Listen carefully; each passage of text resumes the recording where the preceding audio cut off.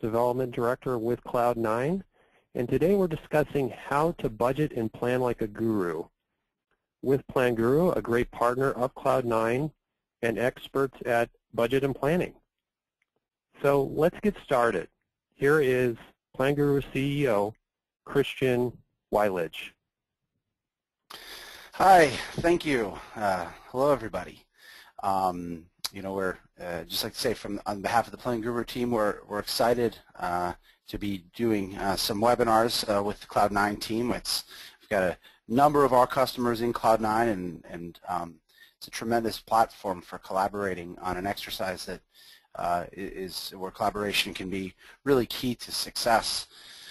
But today, today's webinar is called Budget, Forecast, and Plan for More Profit. And when you in any budgeting or forecasting process, there's sort of two components to it. One is actually doing the analysis itself, and obviously that's what our software does. And I will show you a tiny little taste of the software at the end. But the other more importantly, is when you're coming out the gate in one of these exercises, is having the right objectives. Why do we do these exercises? Why should we spend time on them? Why are they valuable? Why are they going to increase profit?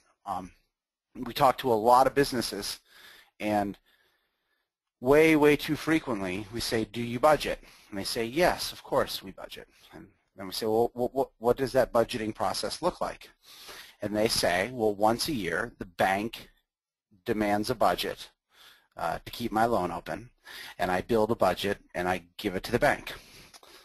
And I say, that's it? And they say, yes. So, a budget and a forecast, they mean different things to different people.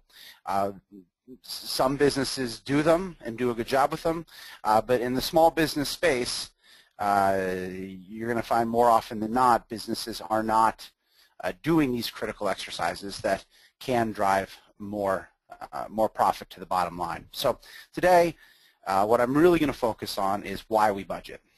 Why do we take the time to sit down and build a budget at the beginning of the year, do forecasting, compare budgets to actuals? Why are these exercises so critical? And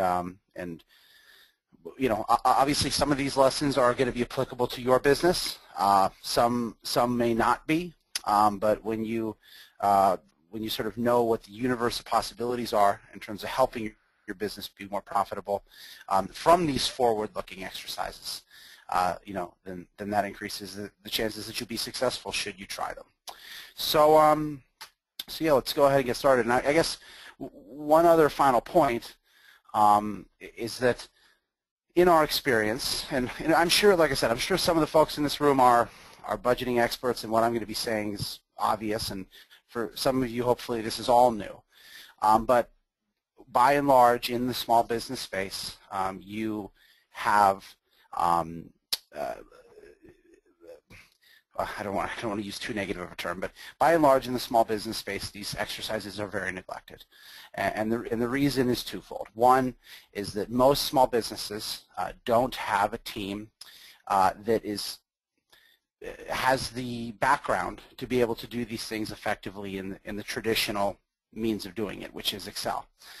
But the other reason is, a more common reason, is that they have a business, they've grown up, they've hired people to run that business, and the business grows to 5, 10, 20 employees, but still nobody in that company understands the real benefits of budgeting, forecasting, and planning and performance review.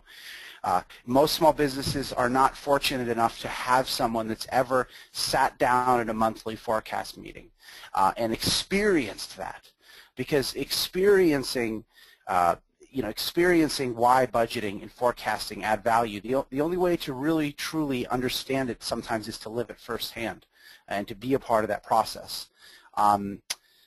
Hey, Christian, I don't mean to interrupt. I know. Okay. I know. Okay. So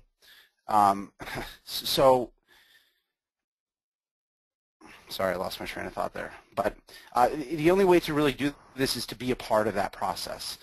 So, like I said, what we see is that a lot of small businesses, without the experience, they lack the knowledge as to why these exercises are so valuable.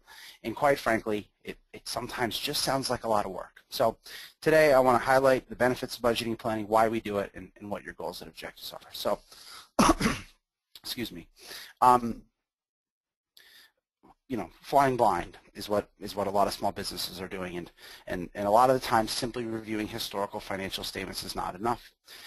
Taking the time to build budgets, do performance review, and reforecast the future drives better decisions. All important decisions should be made in the context of a budgeting forecasting meeting, weighing out the pros and cons in a systematic way with real data. I know that sounds fancy. I know that sounds a little bit out there for a lot of small businesses, but all we're talking about here is, you know what the rent's going to be, right? You know what the insurance fees are going to be. You have a rough idea of what your utility bills are going to be. There are other things you don't have such a good idea on. You do have to take a guess, okay? But you put all these things in a forecast. You lay it all out. You look to the future. You're going to hire somebody. Put them in the forecast. Put their salary in the forecast. Put their benefits in the forecast. Make sure you put that computer you need to buy for them in the forecast. Maybe you need to buy them some other materials to get them started.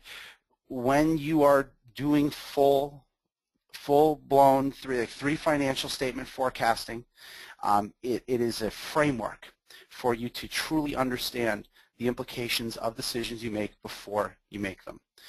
We need to buy this big piece of equipment. Should we buy that piece of equipment, or should we lease that piece of equipment? Once again, when you lay it all out in an organized and constructive way, and you bake all the things you know, take your best guess at the things you don't know, and then have everything measured out and laid out in a systematic way, we can understand the implications of our decisions before we make them. Now, we know that big companies do this. We know, I know firsthand, before I came to Plan Guru, by the way, I don't know if I introduced myself. My name's Christian Wilge. I'm the CEO of Plan Guru, but before I came to Plan Guru, I was at IBM. I was one of thousands of employees who spent 100% of their time on either building a budget, scrambling in the front half of the month to do a performance review for the previous month, or working on a more short-term forecast. Once we've established our budget, we're constantly forecasting on an ongoing basis.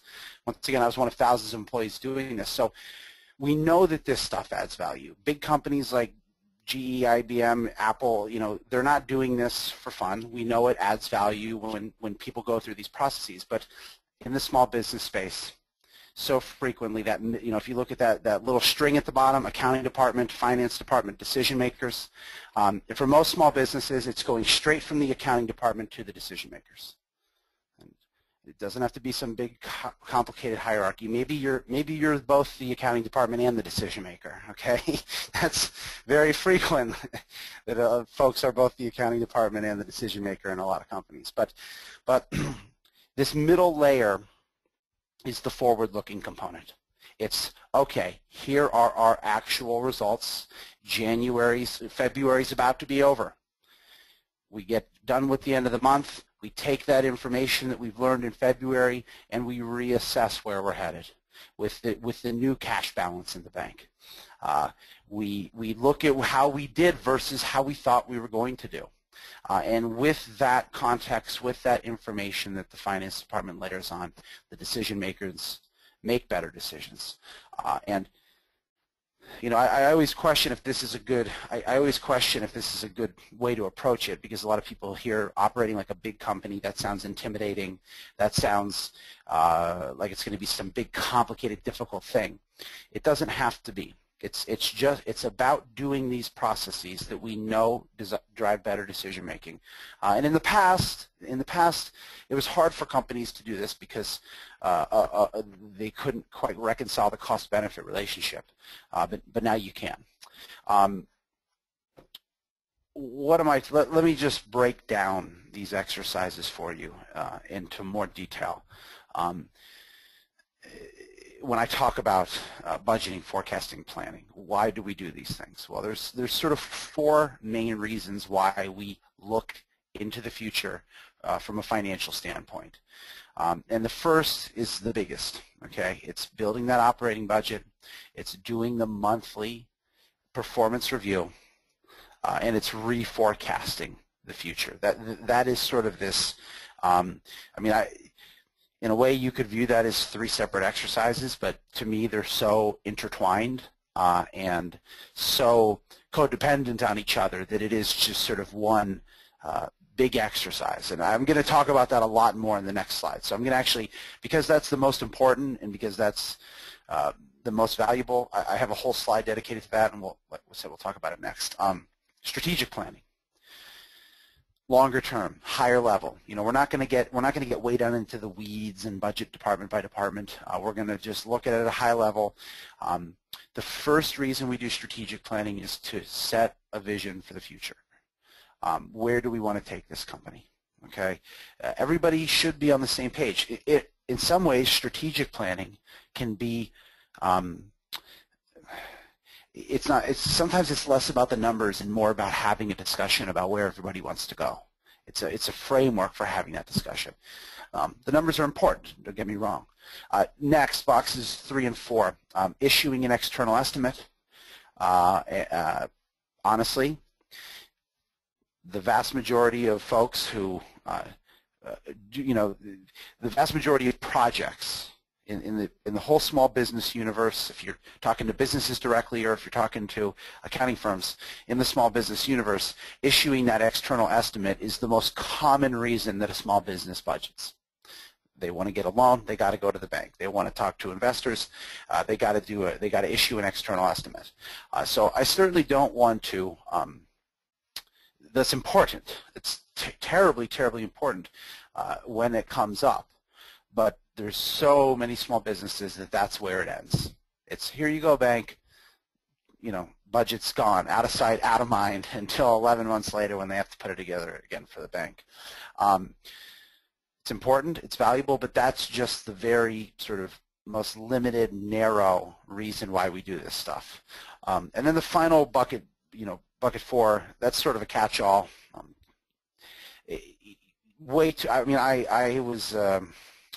I was talking to an accounting firm who was working with a dental practice, who was the dental office was going to buy another. It's just a dentist owns a single dental office. That dental office is his whole life, and he's going to buy another dental practice. He's literally doubling the size of his business, and he was just going to do it without doing a forecast or a budget. So once again, way too often, a decision like that can honestly, can ruin somebody. I don't want to be dramatic, but you get yourself over leveraged. You're not making the money you need to make. It can ruin your first business. So my point is that all important, sizable decisions should be made with an intelligent, forward-looking financial analysis. So this is why we do this. Now we're going to go to the next slide, and we're going to drill down on box number 1, because this is the most important thing. I know most of you are in this room are businesses, but at Plan Guru, I spend most of my time actually working with outsourced CFOs and accounting firms, and when I talk to them, of these exercises, they're spending 85–90% of their time as an outsourced CFO working on this one. So that's just relative to the others, this is the most important thing. So it's sitting down at the beginning of the year. We're going to build a budget. We're going to go line by line down the income statement. We're going to go line by line down the balance sheet. We're going to look at what happened last year. We're going to say, was that good or bad? We're going to say, okay, if we do nothing, if we just were to blindly go into the next year, what do we think that would end up being? And if we took action, how could we improve that? So line by line, down the financial statements. The more detailed you get, the more opportunity is to find ways to improve. You don't want to get too detailed. You can sometimes get overkill when it comes to detail, but you want to ask that question line by line, how can we get better? Have that discussion to unlock ways to improve. Also, the budget building process is a big part of it, of course, is about finding ways to get better, but the bigger part of it is that it sets the direction for the future. It sets the direction for the business, and that's where we make our big decisions. And as part of this process, we are setting targets with incentives that can drive improved sales or better expense cost controls. By simply giving a team targets, asking them to manage towards targets, giving them incentives to manage to those targets, we, on a day-in, day-out basis, can create a different approach, a different attitude, and get people all working in the same direction. You know what? I hate to step aside here. Do we have a poll question thing here? I don't see the poll question prompter. Yeah, we do. Do you want me to go ahead and launch one here for you? Yeah, Christian? yeah, that'd be great. Yeah, I mean, we got to do 4, right? So I'll go ahead and launch the first one, which is what industry are you in? great. Thank you. So that's going to go ahead and pop up on the screen. What industry are you currently in? And we're just looking for feedback on what type of business you have, whether it be accounting or those other listed there. And I'll go ahead and close this in a few seconds, give it another 30 seconds or so until everyone can vote. And thanks everyone for voting. Appreciate that.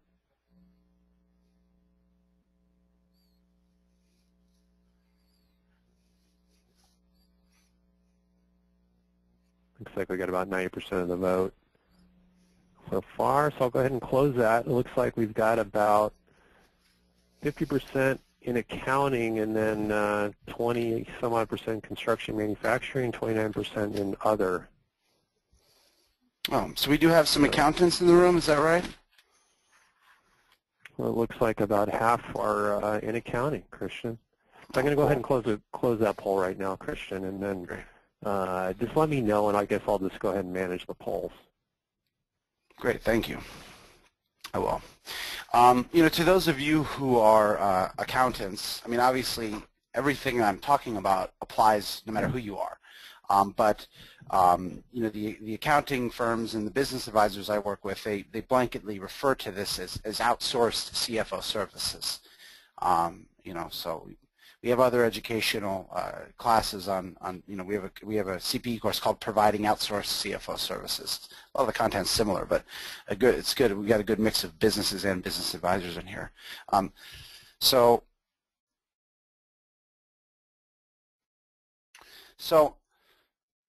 we set the targets.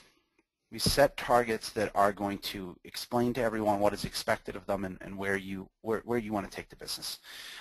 From there, we come back around each month and we do performance review. Not just looking at what happened, but lining that up against what we thought was going to happen. So we measure the results in a comprehensive way with reports, charts, scorecards, whatever is necessary to sort of get the message across to whoever is consuming the information, even if it's just for you.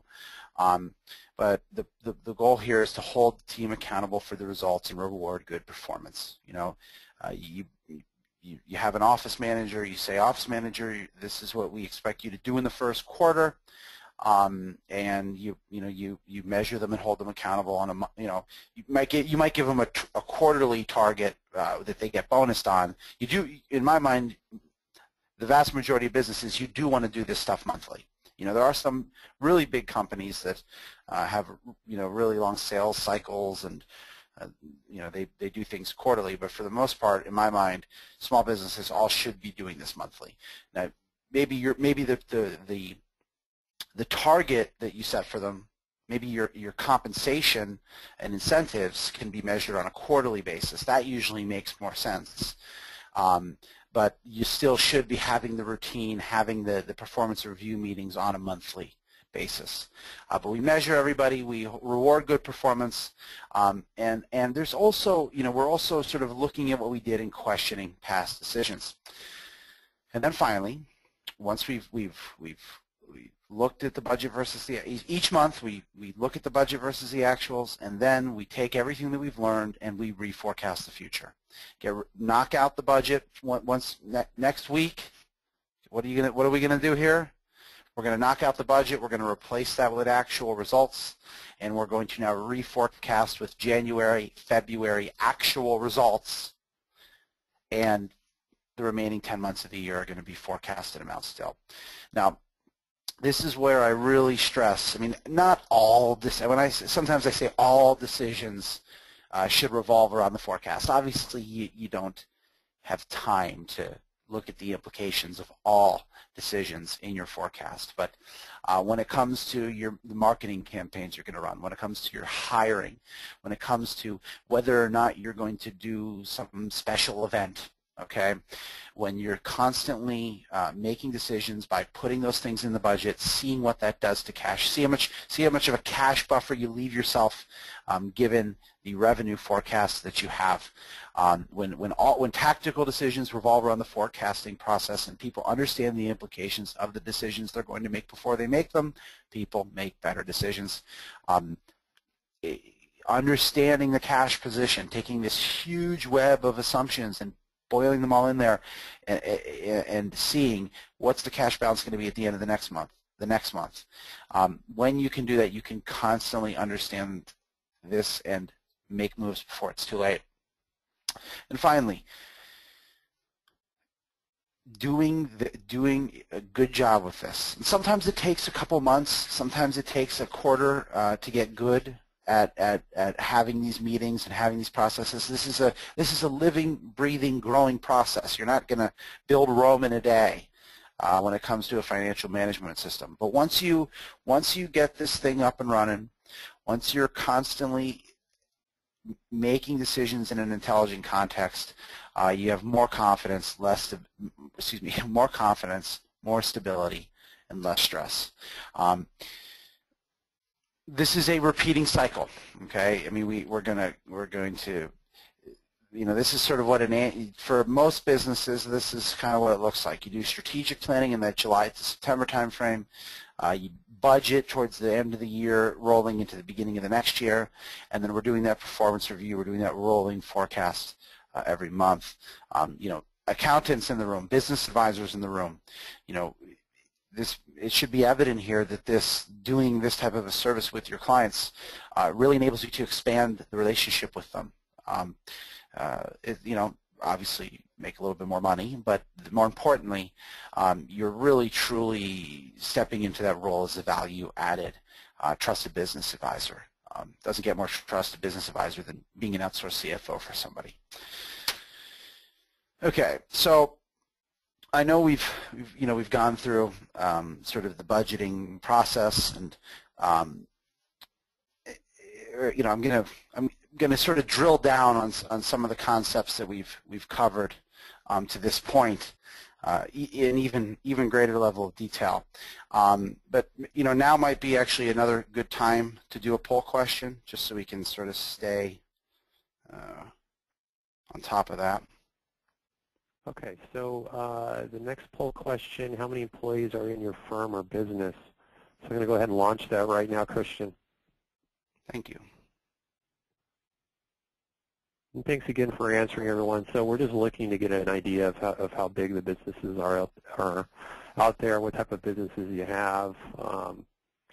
And this helps us to tailor our presentations in the future more accurately. So again, thanks everyone for voting. It looks like we've got about 85% of the vote in. Thanks everybody. Some larger companies, more than 15 employees, but really across the board, some smaller companies with less than 5 employees.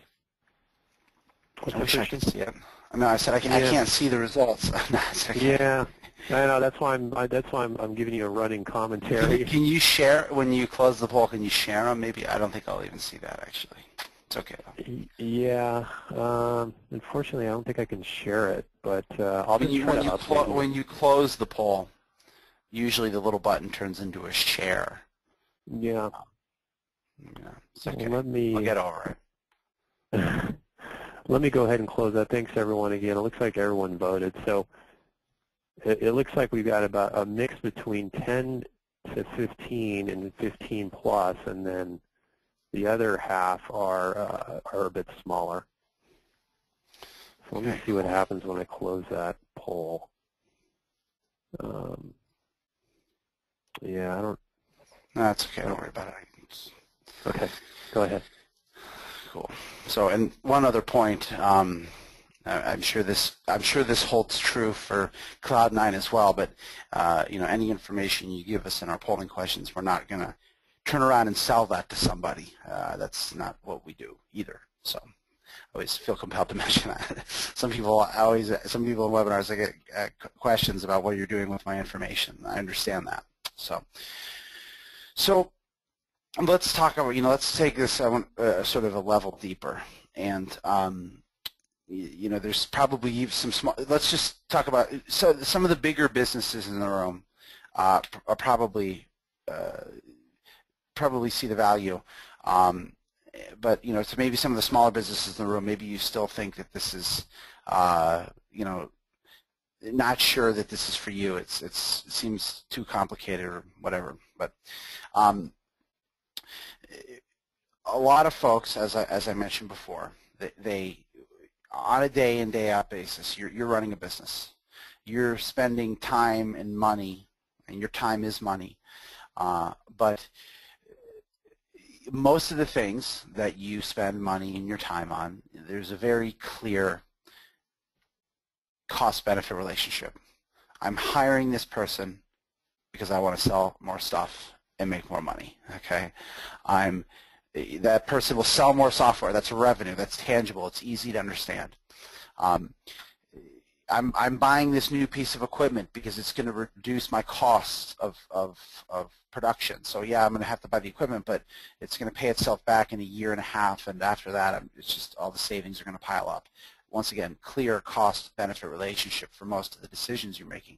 But to go forth and undertake something like this, for those who have not had the benefit of being involved in a budgeting forecasting process before, it just sounds like a lot of work for a piece of paper. Like, I get that sometimes, literally. Somebody said to me once, so I'm gonna.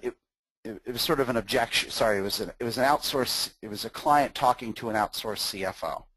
Okay, but the client said to their outsourced CFO, so let me get this straight. I'm going to pay you for your time.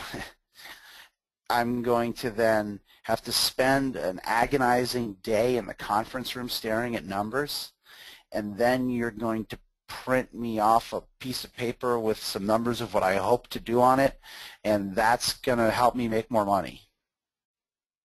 There's sort of this blank, I don't get it. So this headline here,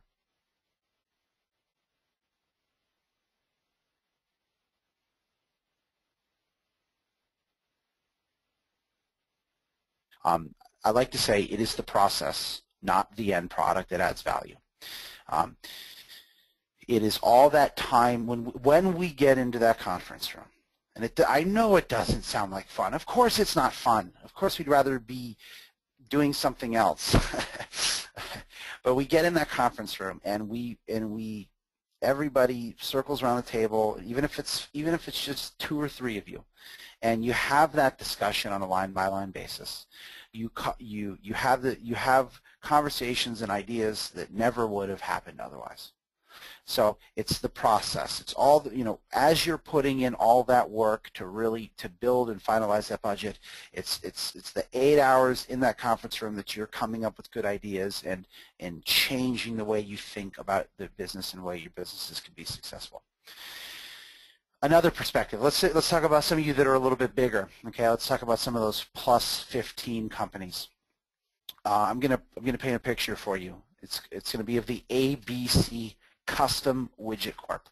And at the ABC Custom Widget Corp, you have a CEO who is in charge of sales. Okay, And then you have a shop floor manager who's in charge of cost, okay, because he's going to be ordering the inventory and telling all of the shop floor workers what they should be spending their time on.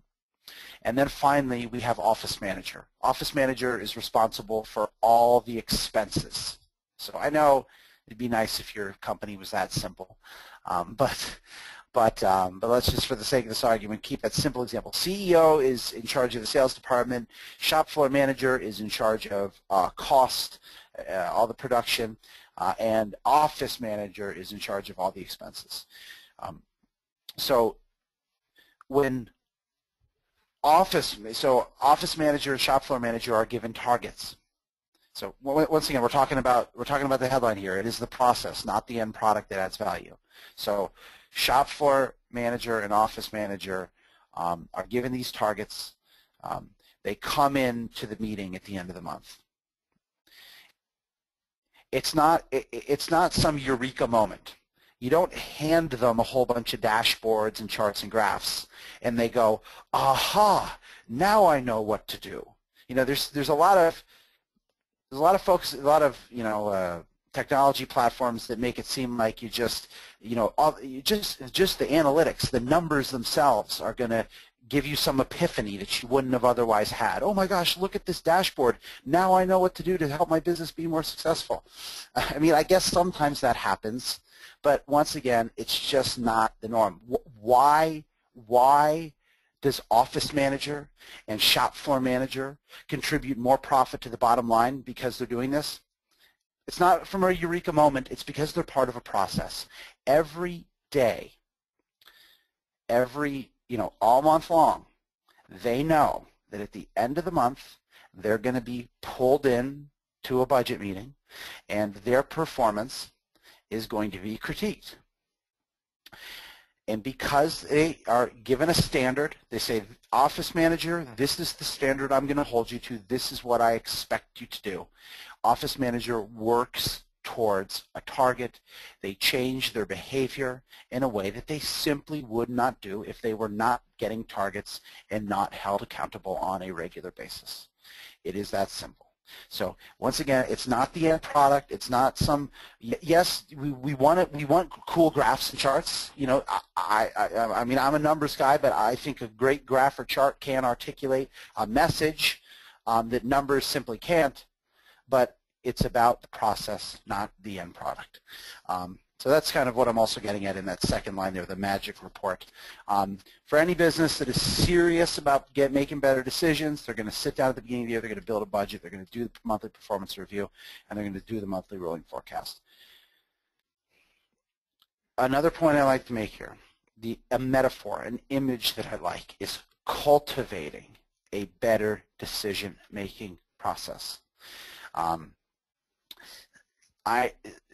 Sometimes folks oversell the immediate benefits of budgeting.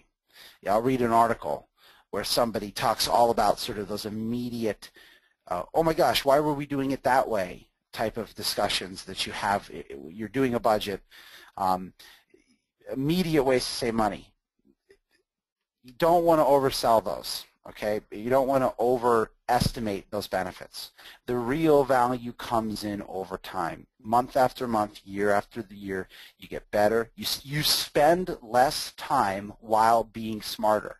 So I like that farming metaphor. You know, we till the, we cultivate the field at the beginning of the year, and then we put some seed down, and then we water it and put some fertilizer down, and then we cultivate the soil again before the corn gets too high. And by nurturing the process and paying attention to it and getting better and better, just like a corn stalk slowly grow out of the ground, month after month, year after year, your business becomes more profitable. That's the image that you should think from this. Now, don't get me wrong. Let's go to the next slide. So we're drilling down even deeper on why we build the budget at the beginning of the year. Okay, that's what we're talking about right now. We're sitting in that room for half a day, 2 days, a week, who knows? Okay, I've done that. but we are going to systematically discuss all parts of the business to identify room for improvement. This will spark conversations and ideas that never would be discussed otherwise. There is truly an IT revolution going on right now. It's opening up huge cost savings possibilities. So by taking the time to question every account and question every line item, yes, you hopefully can get some immediate benefit. That's always the goal. And then from there, from those observations that we make in the budget setting process, we're going to make targeted adjustments to the business to reach their goals. Another benefit that I haven't really talked about before. It's not just about telling somebody this is your target. You know, hey, this is your target, hit it, or you're not getting a bonus. In many companies, it makes sense to allow decision makers. You go to shop floor manager and say, shop floor manager, we're building the budget for your department. What do you think? What do you think? And and then when they say, oh, I only think that we can, I think our gross profit margins are going to go up, and you go, oh no, that can't be true. Everybody tries to sandbag their own budget. I don't know if you know that or not, but shop floor manager wants his budget to be really high, right? His cost budget to be really high. So he might sandbag you a little bit, but the point is you narrow them down and you go, no, we can do this, right? And then they say, yes, I can do that. And when you get somebody to participate in creating their own target, give them a challenging target, but get them to sign off on the fact that they are committing to working towards that target. You're getting them to think about the business a little bit deeper. You're challenging them to think about the business, but there's also sort of a personal, taking a sense of pride in your work when you say you're going to do something, follow through and doing that. For some folks, at least, I know others don't care about that, but some people do. And most basic and most valuable and most obvious is that setting a series of tangible goals and targets gives employees something to shoot for. Push your team to go above and beyond with financial incentives that make sense for the business. That's the key line, though. That's why you can't just pick arbitrary targets for everybody. No, you got to be able to understand the implications of the targets that you're setting on the total business to make sure that the targets that you're giving your employees make sense for the business. Next, more benefits of why we do this monthly performance review. Comparing what happened to what we thought was going to happen. When you sit down and get your CEO, you're sitting there with shop floor manager, you're sitting there with office manager, and you're sitting there and building the budget at the beginning of the year. And you're having a discussion about where you think the business can go. You're documenting those things. You're putting them on paper. You're writing down why you thought this way. It's built, not paper, obviously. Nobody's putting anything on paper anymore. But you're documenting what you're thinking at that point in time, and you're delving into these deeper discussions than what you're currently doing. So when those actual numbers come in, there's a whole other layer of context. There's a whole other lens through which you can examine those actual results that, quite frankly, you would not have. You would not have that had you not sat down beforehand and all got in a room and talked about where you think the business could go. So it's just, once again, about having more discussions, more conversations. Obviously, smaller businesses, a benefit like that is not as impactful as it is for bigger businesses, but still can be valuable for anybody. I already talked about this in the last slide. When key decision makers are forced to go on the record, they have a greater sense of personal responsibility. Team becomes proactive and not reactive. If in the old world, before you gave off, before office manager had a budget, or before, let's just say, before shop floor manager had a budget, shop floor manager wouldn't hear from CEO. I mean, they would see each other. They'd talk about their kids. They'd talk about, you know, whoever, Steelers or something if they're in Pittsburgh. I'm a Steelers fan.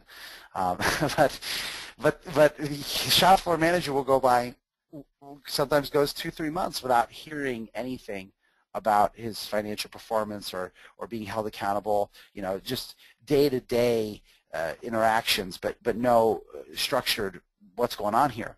And then all of a sudden, 4 months later, real bad month, cost is through the roof. Shop floor manager is walking down the hall, CEO sees him and he goes, "Get in here, what the heck happened to cost?" You know, shop floor manager is like taken back, he's not expecting this, he didn't do any research.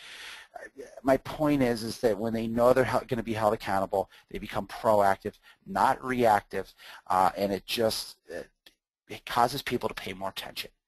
You know, everyone is human, and that's a big part of why we do this budgeting exercise.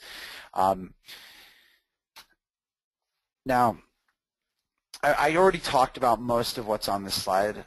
You know, the monthly rolling forecast is where we take those actual results, reforecast the future. But there's an important, the fourth bullet point here is important.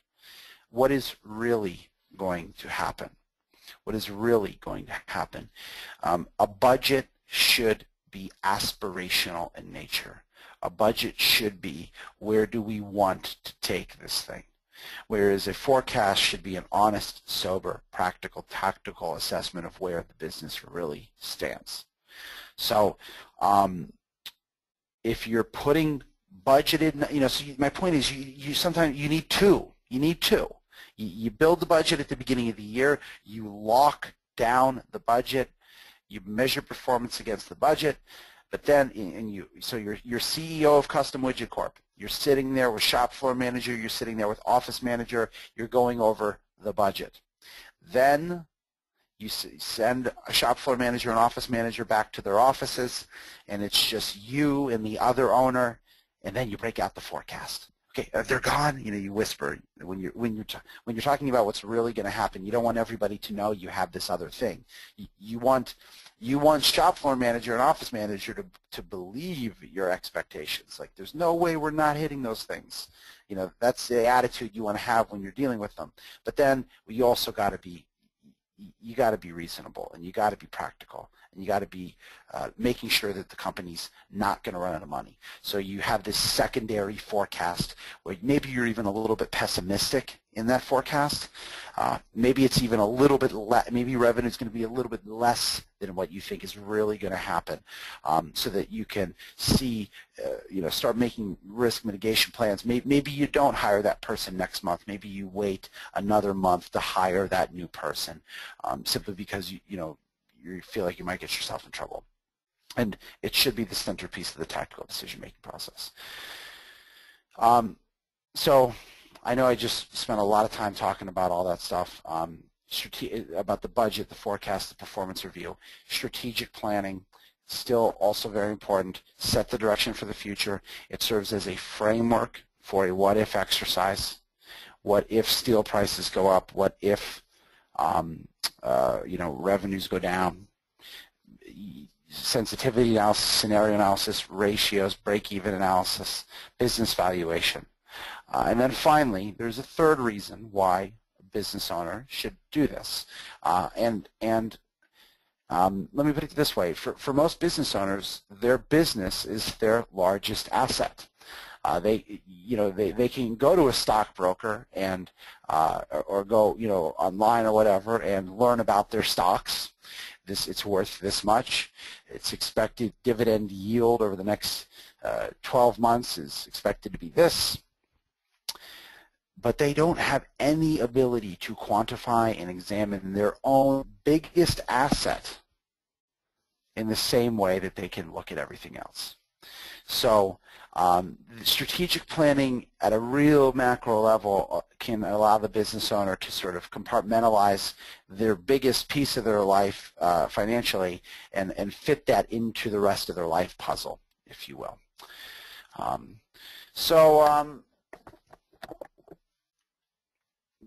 very briefly, I mean, this is a CPE course, so I like to focus on that stuff first.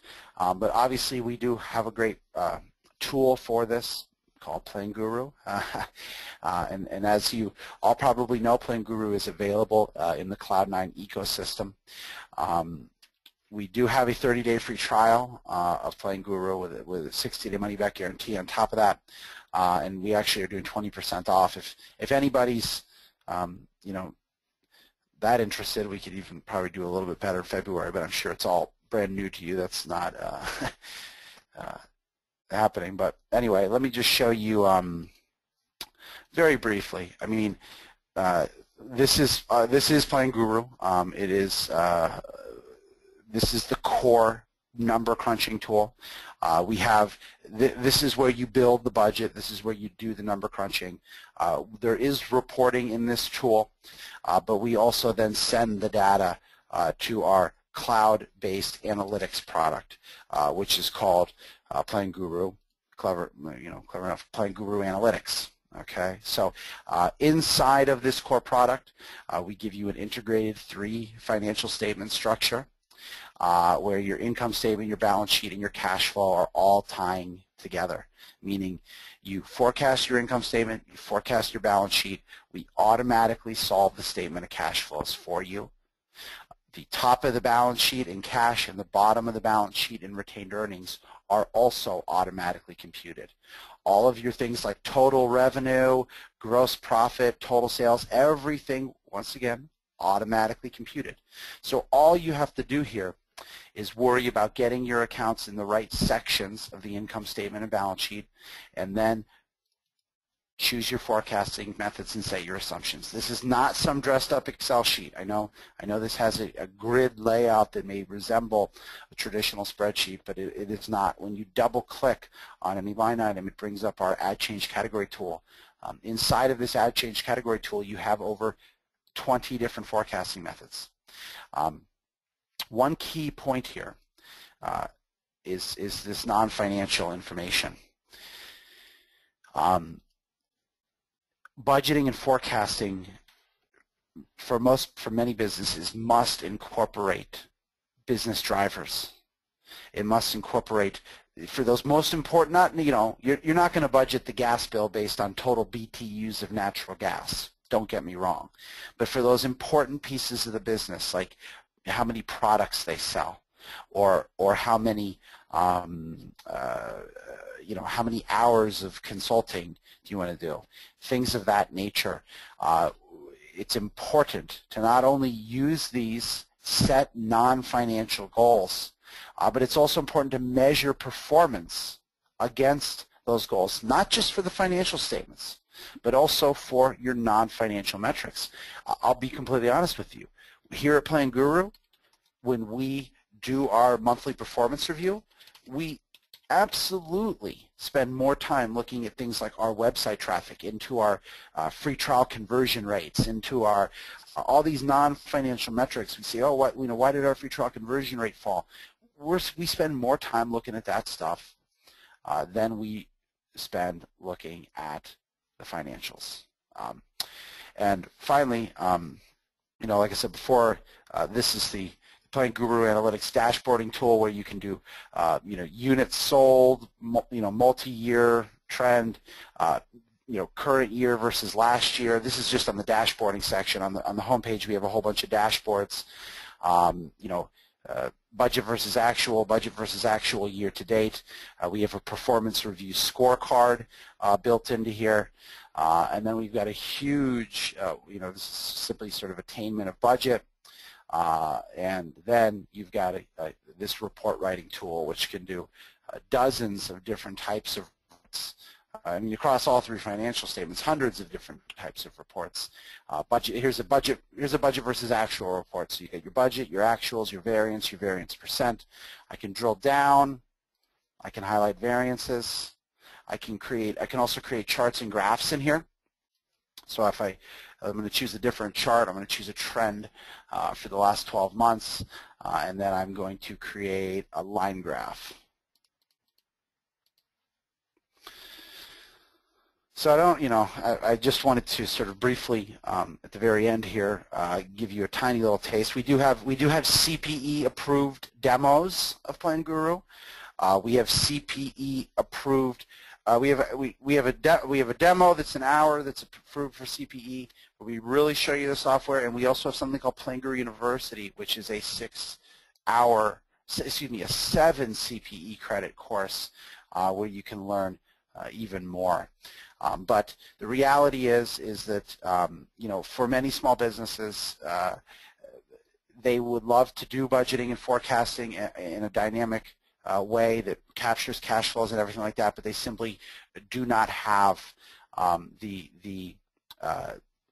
Excel chops, if you will, or the experience to do this work in traditional format. And even if you did, I mean, we've got outsourced CFOs that choose PlanGuru over Excel all the time. They switch everything from Excel to PlanGuru. So this enables you to do this work in a tiny fraction of the time that it's possible in the other alternatives and do a better job. So that's all I got, folks. I know Dave has a quick thing to say about the Cloud9 Summit. So.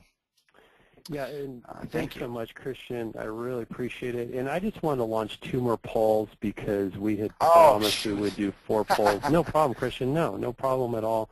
Let me just launch the first one. Are you currently using Cloud9? Just curious if anyone's out there using it. And then I'm going to have one more poll. But I just want to thank Christian for the presentation.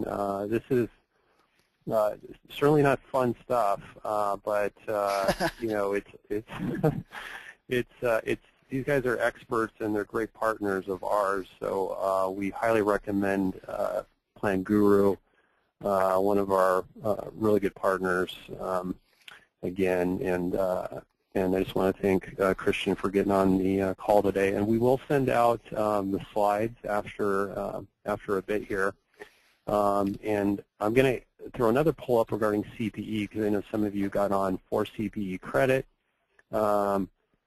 So let me go ahead and close that poll. It looks like most folks are with Cloud9, but it looks like some don't even know who Cloud9 is. So if you want more information, you can go to our website at cloud9realtime.com and learn more about us, or you can get a hold of me directly if you'd like, driggins@cloud9realtime.com. Let me close that poll and then go ahead and ask the CPE, and then I'll talk a bit about our summit here while that is going on. I just want to, I feel compelled to say I know this doesn't sound like fun, folks, but when you're I know you were just joking, but once you get over that initial setup and setting the whole thing up, I think it enables business owners to have more fun. Because they feel fundamentally stronger about where their business stands and don't have as much stress in their lives. So, anyway, I know it's sort of silly, a little anecdote right there, but I felt compelled to defend budgeting and forecasting against accusations that were no fun. So, but go ahead. Sorry, tell us all about this. We'll be here. So, tell us. Trip and I are excited to learn. All right, so I just want to put up the poll. Everyone looks like they want CPE, so thanks again for attending, everyone. And let me go ahead and hide that. The summit, just real quick, we have a summit coming up. We're actually going to call it CloudFest, and this is in August in San Diego. And PlanGuru, I'm sure, will be a part of this, but we've got 4 different tracks.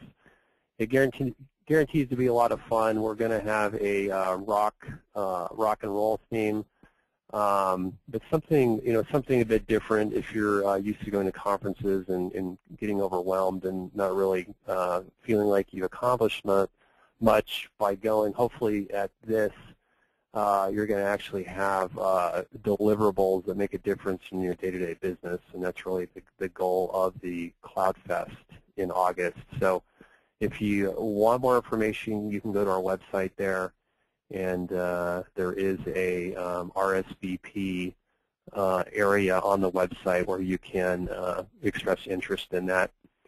And that's it. I just, again, wanted to thank Christian of Plan Guru and thank everyone for attending.